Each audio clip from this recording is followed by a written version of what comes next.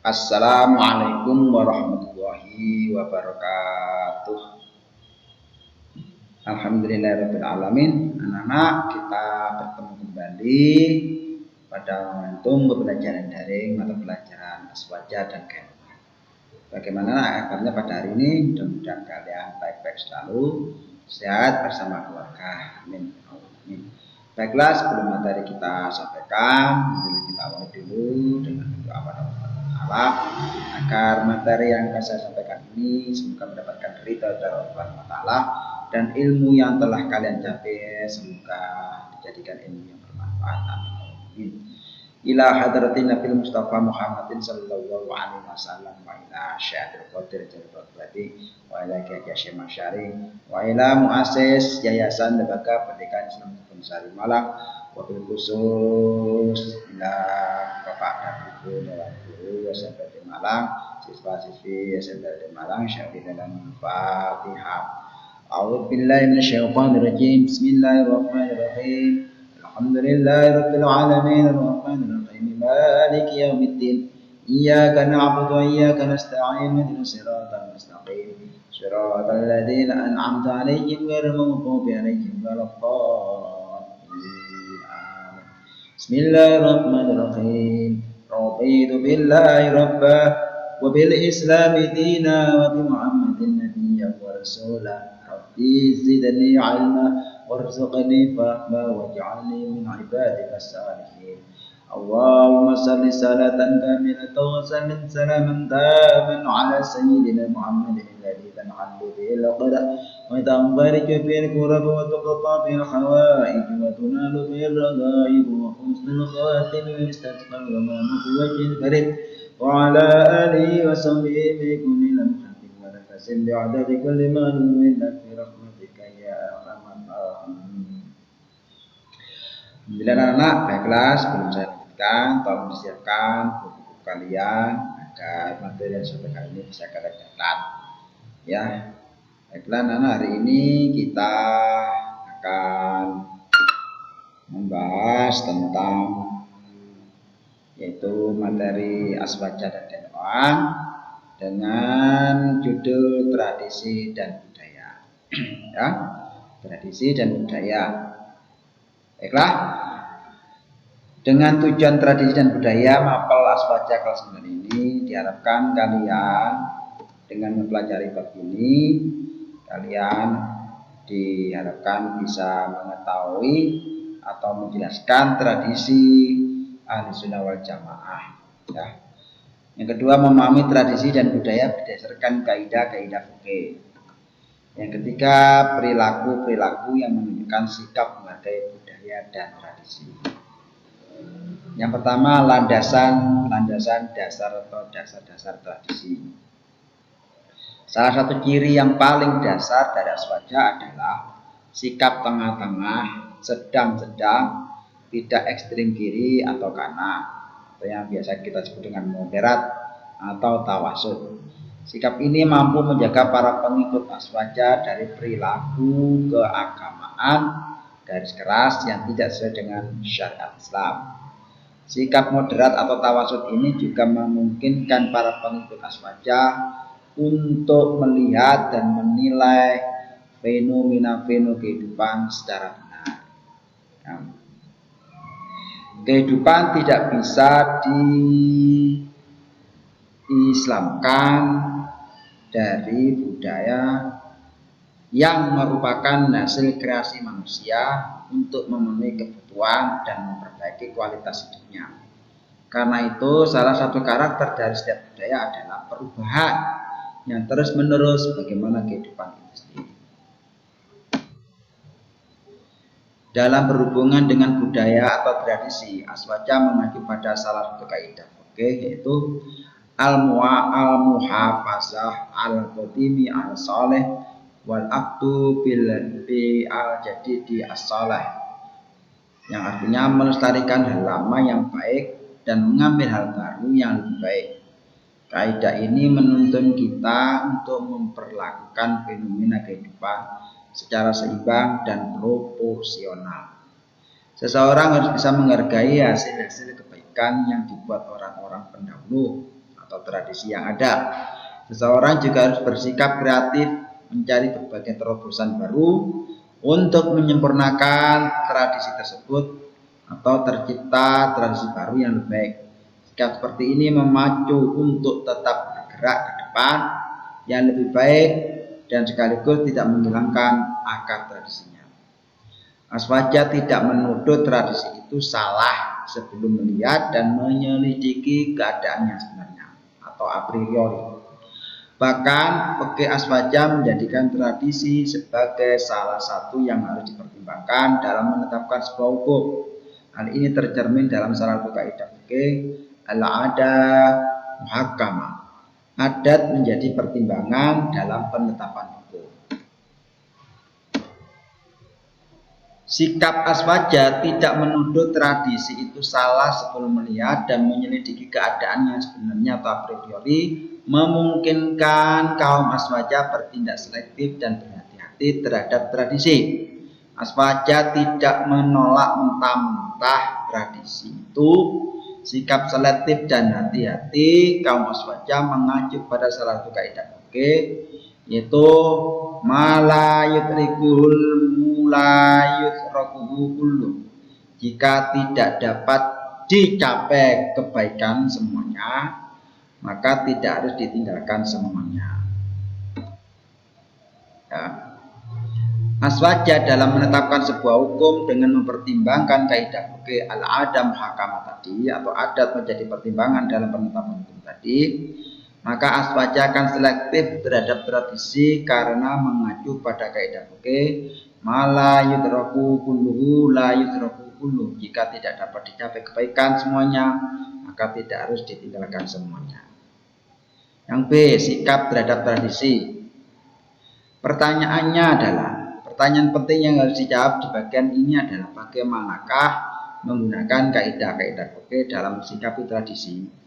Banyak orang yang mempertentangkan antara budaya dengan agama. Hubungan antara agama dan budaya menurut Aswaja adalah sebagai berikut. Kita membuat sebuah tabel. Yang pertama adalah agama. Agama itu berasal dari Tuhan yang bersifat sakral, yang berarti suci atau yang ada hubungannya dengan ukhrawi. Sedangkan budaya itu merupakan kreasi manusia yang bersifat duniawi atau privat. Sedangkan di balik keduanya ini hubungan agama dan budaya adalah sejak diturunkannya agama, maka agama tidak bisa lepas dari budaya. Karena budaya sebagai sarana untuk mengekspresikan agama. Di samping itu, Aswaja sebagai paham keagamaan yang bersifat moderat, memandang dan memperlakukan budaya secara wajar atau proporsional sebagai hasil atau kreasi manusia untuk memenuhi kebutuhan hidupnya. Budaya tentu memiliki nilai-nilai positif yang dipertahankan bagi kebaikan manusia. Kebaikan tersebut baik secara personal maupun sosial masyarakat. Jika suatu tradisi atau budaya tidak bertentangan dengan ajaran pokok agama Islam dalam arti mengandung kebaikan, maka tradisi itu bisa diterima. Beberapa kaidah fikih yang disebutkan di atas memungkinkan pengikut Aswaja melakukan musyawarah dan diskusi dengan budaya yang ada. Budaya bisa digunakan sebagai sarana untuk menerapkan ajaran atau nilai-nilai agama. Artinya agama dan budaya dapat digabungkan asalkan tidak menyimpang dari ajaran-ajaran pokok Islam tadi. Jadi Aswaja tidak menolak mentah-mentah tradisi atau budaya itu karena di dalamnya mungkin menyimpan butir-butir kebaikan. Dengan begitu Aswaja tidak menghancurkan tradisi secara keseluruhan, tetapi mempertahankan unsur-unsur kebaikan yang ada dan menyelaraskan agar sesuai dengan ajaran Islam. Dari sinilah maka ada sebuah makna kaidah dari Aswaja dalam mensikapi tradisi berlaku kaidah al-muhafazah al-qadimi sholih wal akhdu bil jadidi as-sholih, melestarikan hal lama yang baik dan mengambil hal baru yang lebih baik.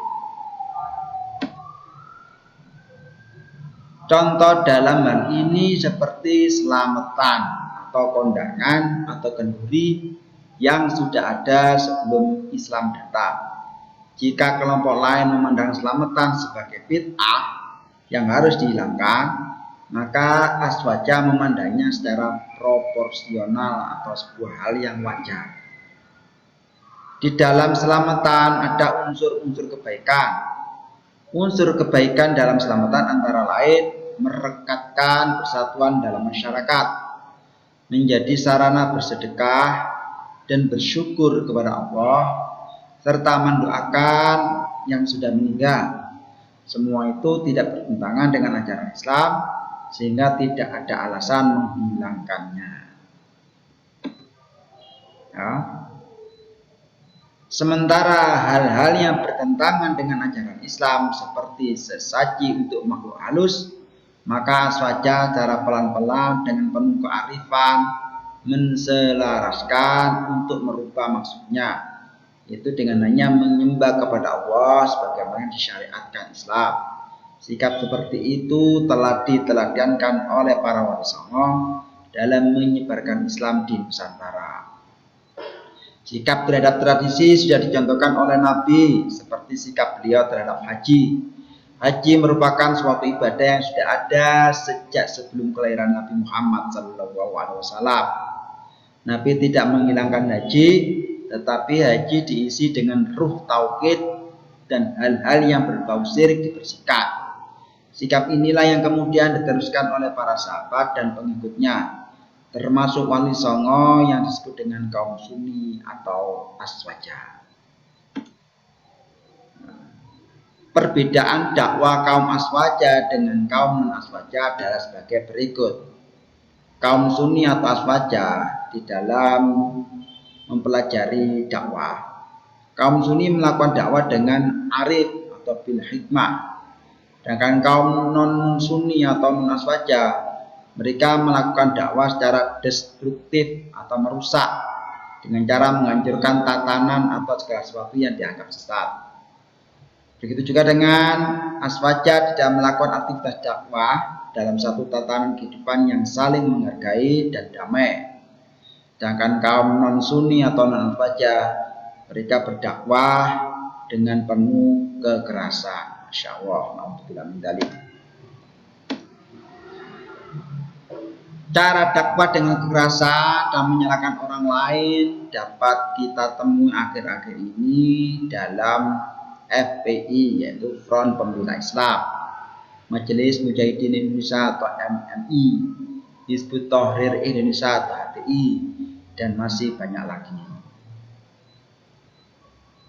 Imam Syafi'i mengatakan, kullu ra'yi shawab yahtamilu khata, wa kullu ra'yi ghairi khata yahtamilu shawab. Pendapatku adalah benar, tapi kemungkinan mengandung unsur salah. Pendapat orang lain adalah salah, tapi kemungkinan mengandung unsur yang benar. Hal ini merupakan sebuah sikap seimbang. Teguh memegang pendiriannya, tapi tetap bersikap terbuka, karena kebenaran juga dimungkinkan ada pada orang lain. Kaidah tersebut yang memandu aswaja untuk tidak berperilaku seperti preman berjubah yang berteriak Allahu Akbar sambil mengacung-acungkan pendungan, mengacung-acungkan pedang untuk menghancurkan kelompok lain yang dianggap sesat, seakan-akan mereka lah yang paling benar, sedangkan yang lainnya adalah sesat. Masya Allah, na'udzubillah min dzalik. Alhamdulillahirabbil alamin. Begitulah tadi anak-anak materi yang sudah saya sampaikan yang cukup singkat ini. Mudah-mudahan materi tadi bisa bermanfaat buat kita semuanya. Baiklah, kita akhiri kegiatan ini dengan doa wal asri, mudah-mudahan mendapatkan ridha dari Allah. Bismillahirrahmanirrahim. Wal asri innal insana lafi khusr illal ladzina amanu wa 'amilus solihati wa tawassaw bil haqqi wa tawassaw bis sabr. Subhanallahumma wa bihamdika asyhadu an la ilaha illa anta astaghfiruka wa atubu ilaik. Terima kasih, tetap di rumah, tetap jaga jarak. Saya akhiri. Assalamualaikum warahmatullahi wabarakatuh.